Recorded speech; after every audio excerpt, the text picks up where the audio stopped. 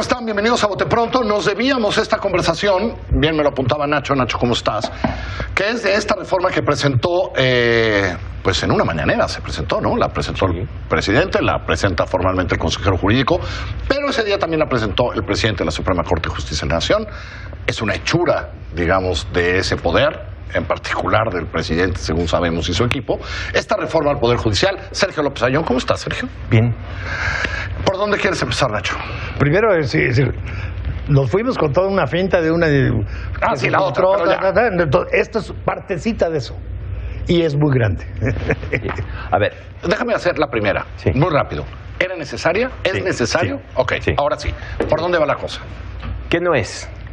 ¿Qué no es? No es una reforma al Poder Judicial que dé mayor acceso a la justicia, porque no toca a las entidades federativas. Es solamente Poder Judicial Federal. Okay. Aunque, ya lo explicaremos, sí trae un par de notas que van a tener un efecto muy importante sobre la capacidad del Poder Judicial Federal de controlar a los poderes judiciales estatales. Okay. Tampoco es, para fortuna, una reforma estructural. No se toca la integración de la Corte, del Consejo, no es política en ese sentido. Okay. ¿Qué sí es? Es un ajuste mayor, es una afinación, balanceo y servicio mantenimiento mayor de los 50,000 kilómetros, del que no de los 10,000, ¿no?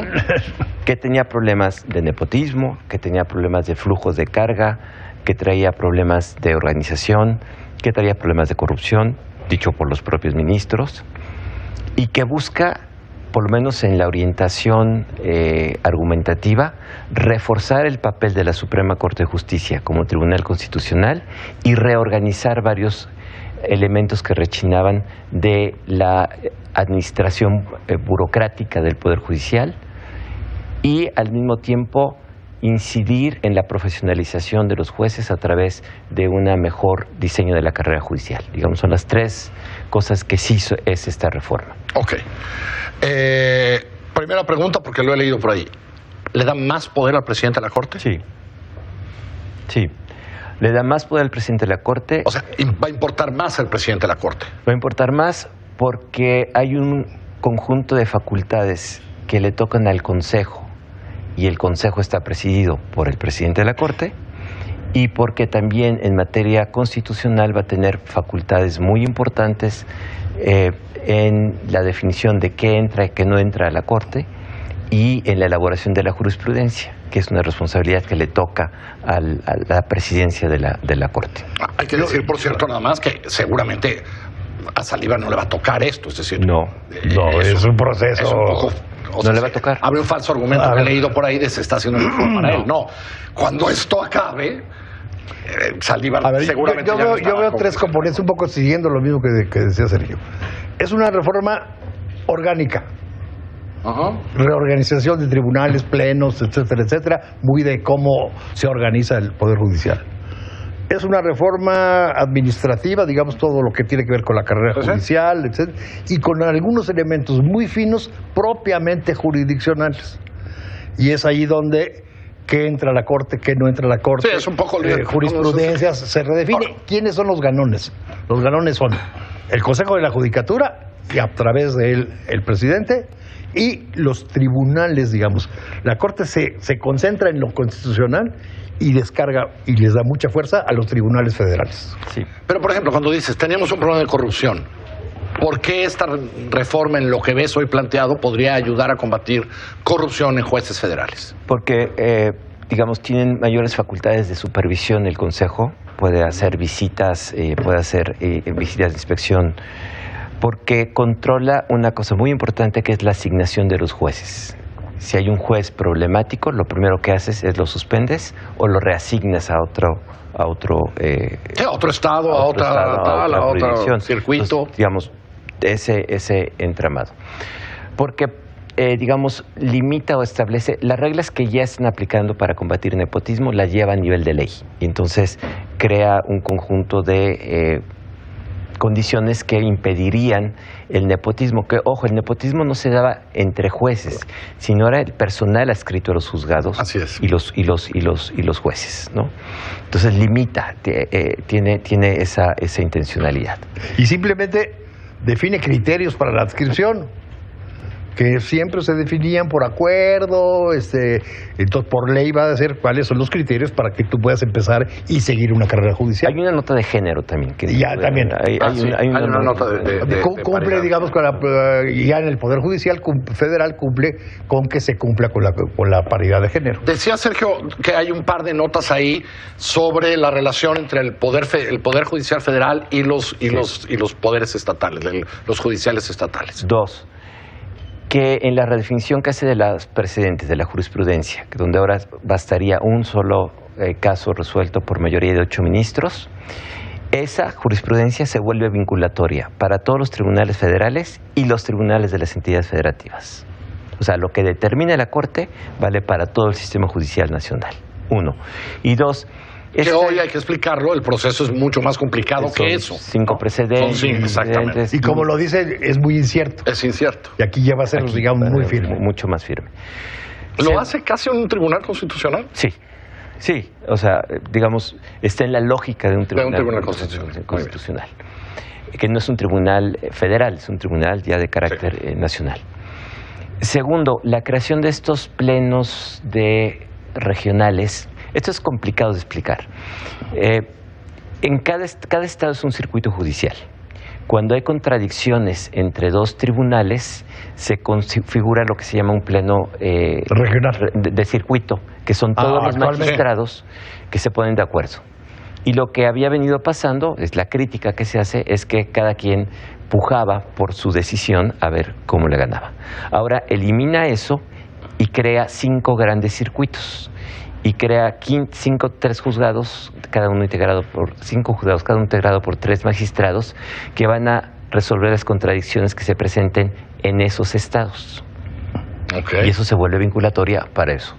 Pero volvemos al viejo problema. Las leyes estatales y la jurisprudencia que se genera no necesariamente corresponde a la misma lógica. Cuando yo resuelvo contradicciones de tesis a un nivel regional, probablemente pierde especificidad estatal. ¿Sí? Entonces, el Poder Judicial tiene una fuerte influencia en la manera, en lo que pasa en las entidades federativas. Yo creo que hay otra, si no novedad, algo que durante años se había estado proponiendo, discutiendo, y es el fortalecimiento de la Defensoría de Oficio. Sí. Ah, sí, allá hay un cambio. Hay un cambio importante. Hay una voluntad, digamos, de criterios para entrarle, compromiso de formación, etcétera, etcétera, porque sí era uno de los boquetes más grandes. Era un chipote organizacional que ahora incorporan plenamente a la carrera judicial y le dan una estatura mucho mejor. Eso es un cambio muy positivo. Una estatura. Esperemos que también tengan recursos, ¿no? Porque uno de los problemas de la defensoría de la Defensoría Pública era esa, ¿no? Bueno, la iniciativa está acompañada, según el PDF que me mandaron, con un oficio a la Cámara de Diputados de que le tiene que asignar el presupuesto. Esperemos que se lo asigne, ¿no? Ahora, decías, a ver, no esperemos que esto va a dar mayor acceso a la justicia, etcétera, etcétera. Sí. ¿No? No, porque no está tocando. A ver, es muy fácil. La mayor parte de los conflictos, de los litigios, se resuelven a nivel local, no a nivel federal. El Poder Federal funciona para su propia competencia y como una especie de supervisor, y sobre todo en materia de amparo, ¿no? Que ahí también hay cambios interesantes.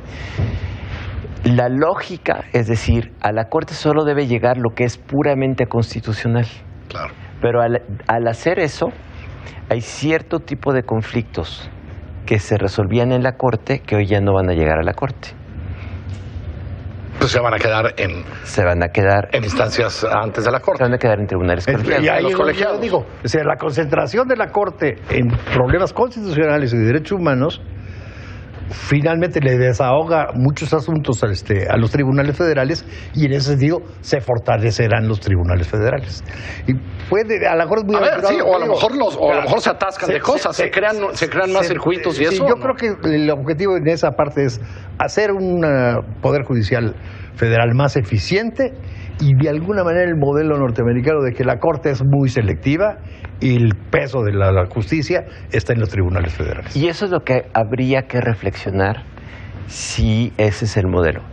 La reforma en realidad retoma muchos temas discutidos durante décadas en el Poder Judicial. Y toma una definición clara que fue la del presidente de la Corte.